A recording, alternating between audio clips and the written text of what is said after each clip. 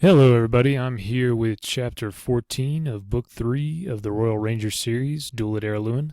Let's go ahead and get into it. At Castle Araluen, the regular dull thud of rocks hitting the tower had continued throughout the afternoon. From time to time, the sound and vibration through the floor of the tower ceased, as the attackers exhausted their supply of rocks and sent for more. Cassandra had set lookouts to keep watch on the results of the battering, aware that any shots that hit above the parapet would scatter broken sandstone shards in all directions.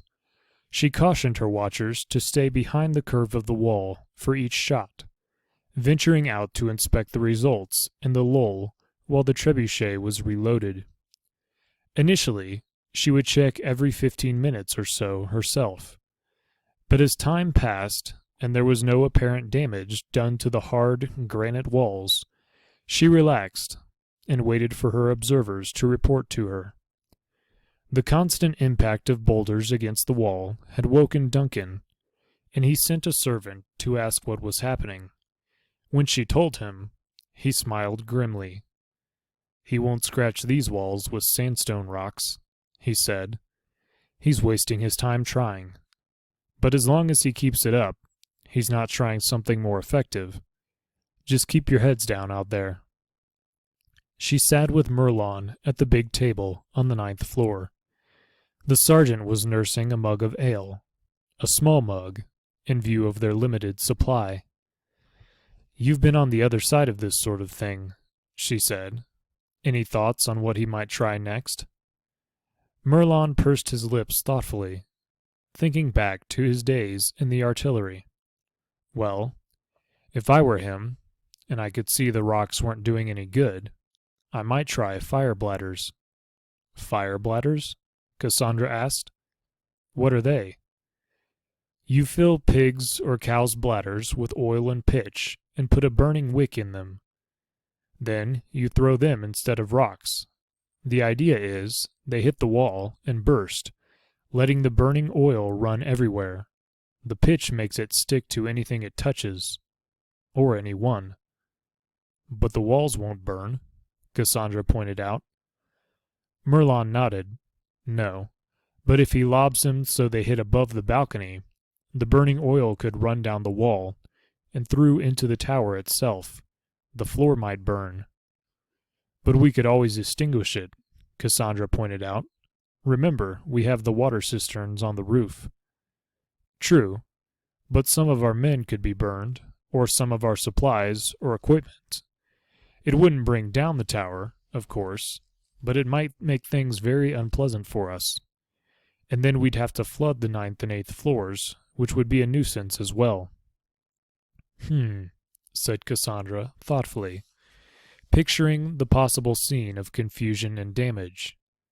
"Do you imagine he might try that eventually?" Merlon shrugged. "I would." It was another hour before the regular, slow-paced barrage of rocks against the walls ceased. One of Cassandra's soldiers, who was currently on watch, came running into the tower from his vantage point on the balcony.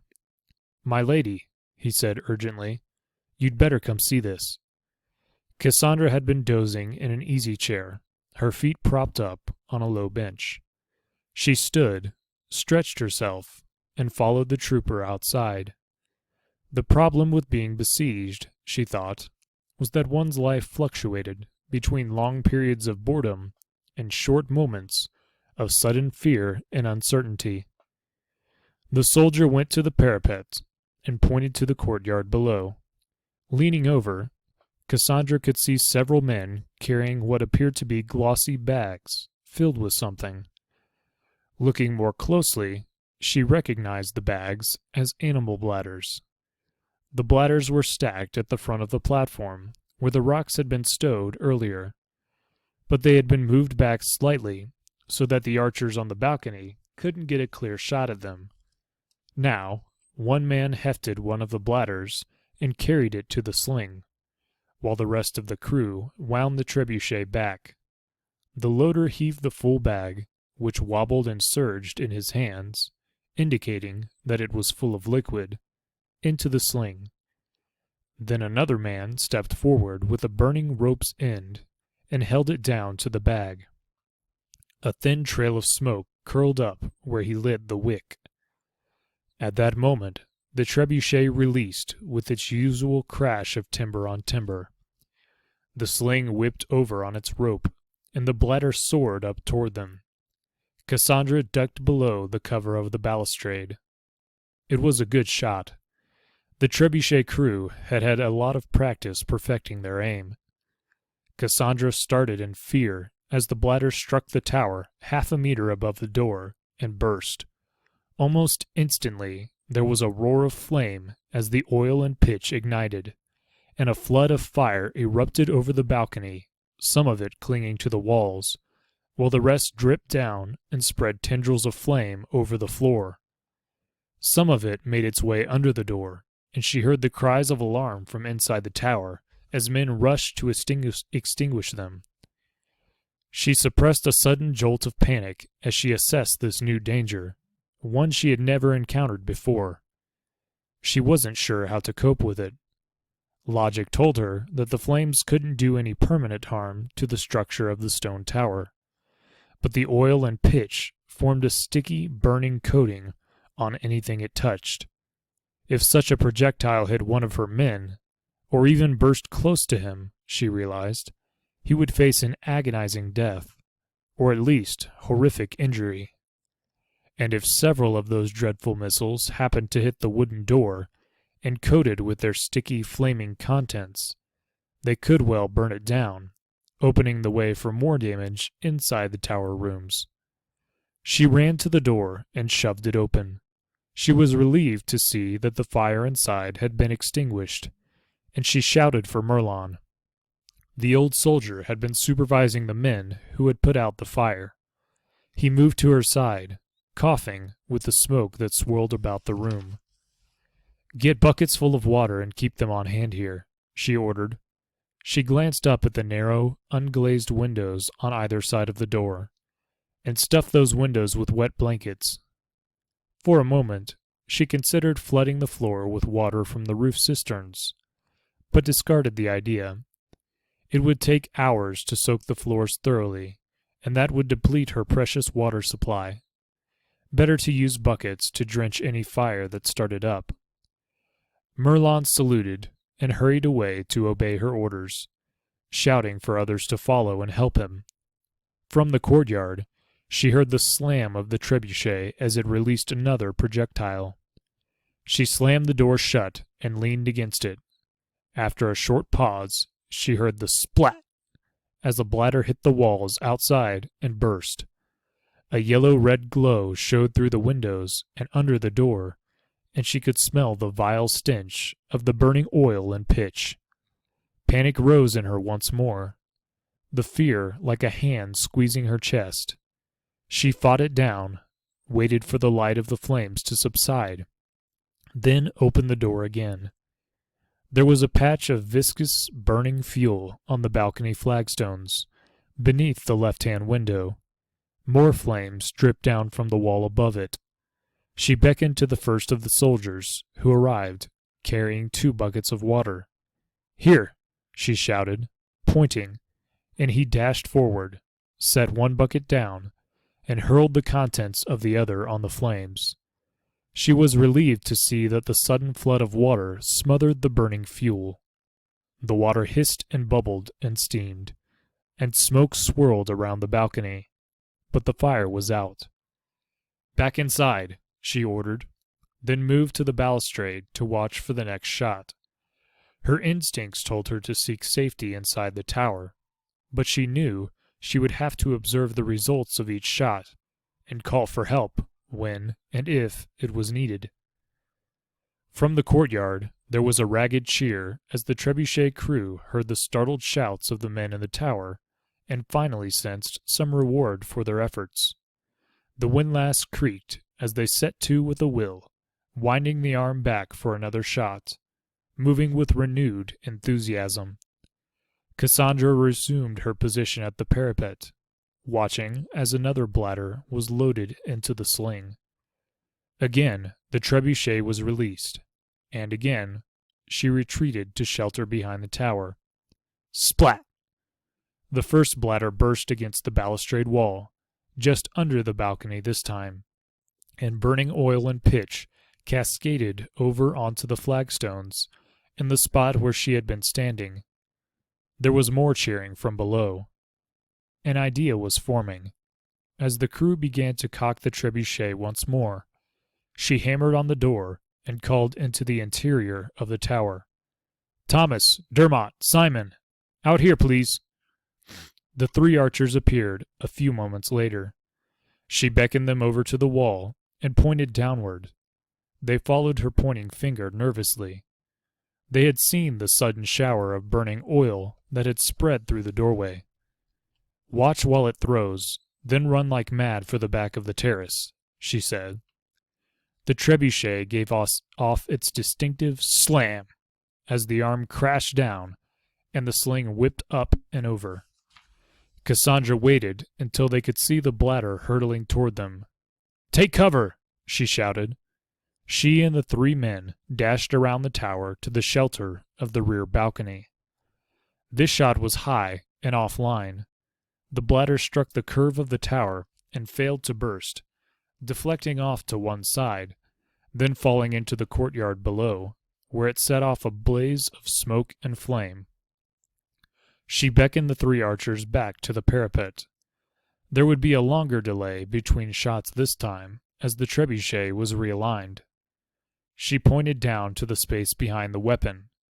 When they release it, the sling with the bladder in it swings out behind the arm. She said, Did you see it? Yes, ma'am, Thomas said, and the others nodded. If you could hit the bag with an arrow just after it leaves the sling, you'd burst it and shower them with their own burning oil. Thomas frowned. It'd have to be a good shot, he said doubtfully. But she punched his arm in encouragement. You can do it, she said. You just have to anticipate the moment when it leaves the sling. And if all 3 of you shot at the same time, you'll treble your chances. Thomas lost the doubting look, and looked at his 2 companions. What do you say, lads? Is it worth a try? Typically, it was young Dermot who answered. We can do it, Thomas. Leastways, if you can't, I can. His eager grin robbed his words of any offense. The 3rd archer, Simon, was nodding. Worth a try, Thomas. The 3 of them readied their bows and stepped up to the parapet. Cassandra watched as the trebuchet crew finished realigning their weapon and began to crank back the arm once more. As soon as you shoot, run like blazes for cover, she warned them, realizing how appropriate her choice of words was for the situation. The 3 archers watched intently, their bows half drawn. The sling was loaded. The throwing arm finished its last few centimeters of movement. They heard the commander below call the release. Slam! Thrum, thrum, thrum. The 3 archers released their arrows at the spot where they estimated the fire bladder would appear in a second or so. In spite of Cassandra's warning, the 3 men all waited to see the result. The arrows streaked through space a fraction of a second early. Then the fire bladder was on its way as all 3 missed. Run! Yelled Cassandra, suddenly aware that she had become fixated on the target. They all crouched and ran for cover. Splat! This time the bladder burst against a narrow slit window to the right of the door, sending a shower of burning oil cascading inside the tower. Merlin's men hadn't blocked the window with the wet blankets yet, and they heard more shouting from inside, the sound of running, stamping feet, and the splash of water as buckets were emptied over the flames. Black smoke billowed from the slit window. She saw a dripping blanket being stuffed into the aperture. Again, the men below cheered. Thomas caught Cassandra's eye. Timing was off, he said. Next time we'll stagger our shots. I'll count them in. She nodded. Instead of all 3 firing at the same time, if they shot one after the other, they would increase the chance that one of them might intercept the bag of oil. They resumed their position by the parapet. Bows ready. Arrows nocked. Thomas spoke to his companions. "I'll shoot on one. You on two, Simon. And you on three, Dermot." They nodded their understanding. The men below could see the archers' heads watching over the parapet, and they greeted them with cries of derision and contempt. They had seen the royals of black smoke and the showers of flame left by their shots, and they felt they had finally gained the upper hand in this contest. They might not be able to burn the tower down, but they could certainly make things unpleasant for those holed up inside. The windlass creaked and groaned as the arm was wound back. A fire bladder was loaded into the sling, and the fuse was lit. "Ready?" said Thomas, and all three bows came up. "Slam!